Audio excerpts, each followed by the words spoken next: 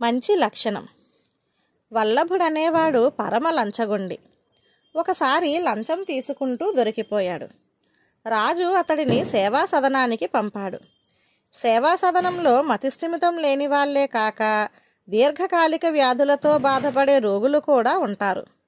నేరస్తులను అలాంటి వాళ్లకు సేవ చేయడానికి పంపి శిక్షించడం రాజుకు రివాజు. సేవా సదనానికి ధారసుడనే మహాత్ముడు వచ్చి అక్కడి రోగులందరినీ పేరు పేరునా పలకరించి మంచి చెడ్డలు విచారించి వారం రోజుల పాటు అక్కడే ఉండి వాళ్లకు సేవలు చేశాడు. వల్లభుడు ఇది చూసి ఎంతో ఆశ్చర్యపడి ధారసుడితో, స్వామి, తమరు మహాత్ములు, ఇక్కడి రోగులందరినీ సేవించుతున్నారు, సిగ్గులేదా అన్నాడు. మానవ సేవ చేయడానికి సిగ్గెందుకు నాయన, గర్వపడాలి గాని అన్నాడు ధారసుడు.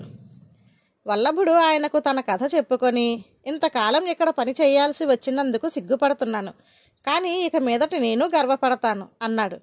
ధారసుడు మందలిస్తున్నట్టుగా, ఏ పని సగంలో మానడం మంచి లక్షణం కాదు, నువ్వు సిగ్గుపడడం కొనసాగించడమే సబబు అని వెళ్ళిపోయాడు.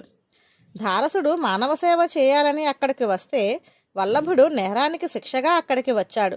ఏ పని చేస్తున్నారని కాక ఎందుకు చేస్తున్నారన్న దాని మీదే ఒక పనిలోని మంచి చెడ్డలు ఆధారపడి ఉంటాయి.